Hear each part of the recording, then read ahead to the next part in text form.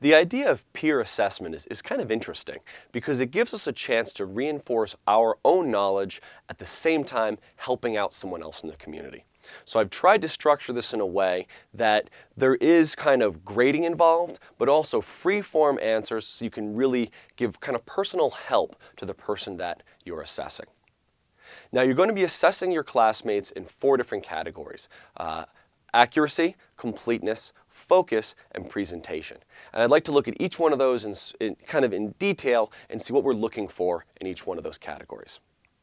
The first category is accuracy, and this is where you'll assess if your peer was true and correct in everything they stated in their lesson. Now, you'll be grading each one of these categories on a scale of 0 to 3, so there's basically 4 options.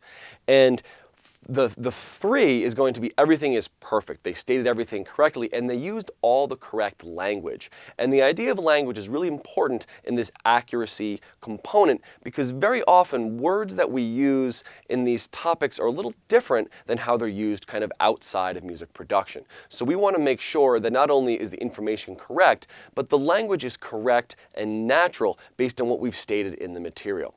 So if you're giving them a perfect score of 3, that means that everything is correct in the material and the language was also used in a correct, natural way.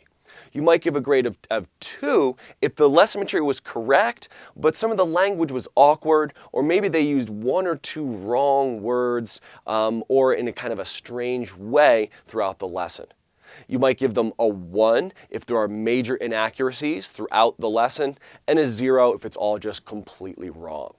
Now, the one great thing about this is there'll always be free-form answers also. So if you are going to give any grade, and particularly if you're giving something below a 3, I'd like you to really say why.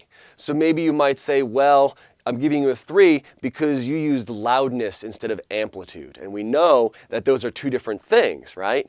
But maybe they misused those words. That's something you could tell them in the free-form answer. The idea with the free-form answer is to help that person. They'll be able to read these reviews and they'll be able to increase their knowledge through it. So this is a way that you can give back and know that they'll be doing the same for you. The second category we'll be looking at is completeness. And this is making sure that everything necessary was covered in the topic. So most of these lessons are really based on lessons that I gave in the material. So when you're looking at completeness, you can really see, did the lesson cover kind of everything that was covered in the material with regards to that topic.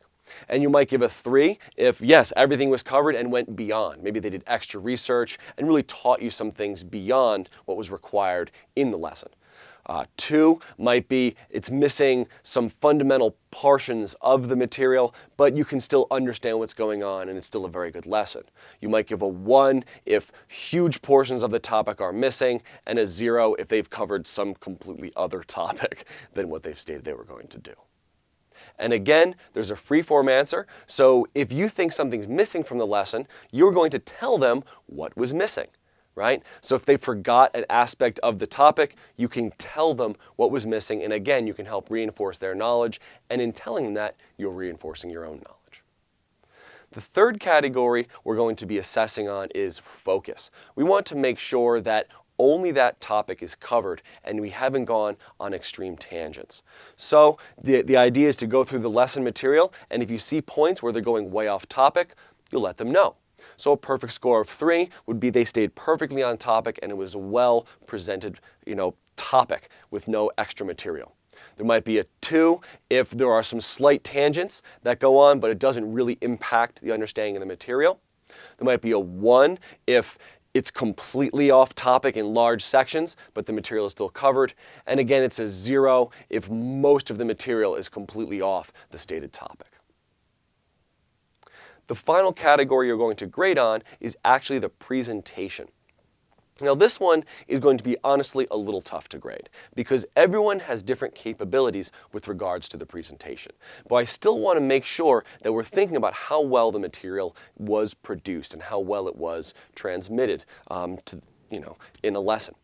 So they're going to give some specifics. First off, make sure that the person does give an introduction, right? We're going to grade and make sure they do have an introduction, that they've stated their name and where they're from, and kind of give a little personality in the beginning of it.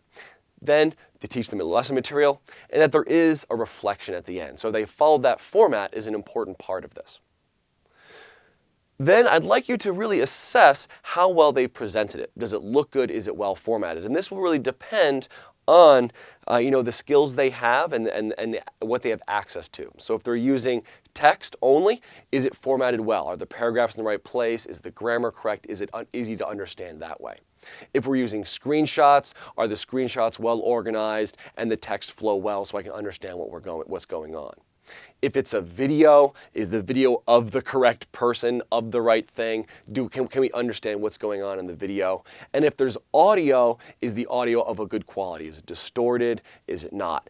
Now, these things have to be related back to the capabilities and the access that the student has. And I think you can understand that, right? If a student only has access to a laptop microphone, we can't downgrade them. We can't give them a bad grade just because that's all they have access to.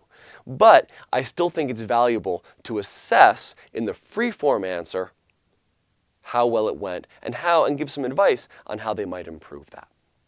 So that's how we're going to peer assess. Make sure that you give grades that represent how they did in each category, and you give the free-form answers so you can help them gain the knowledge that maybe they missed.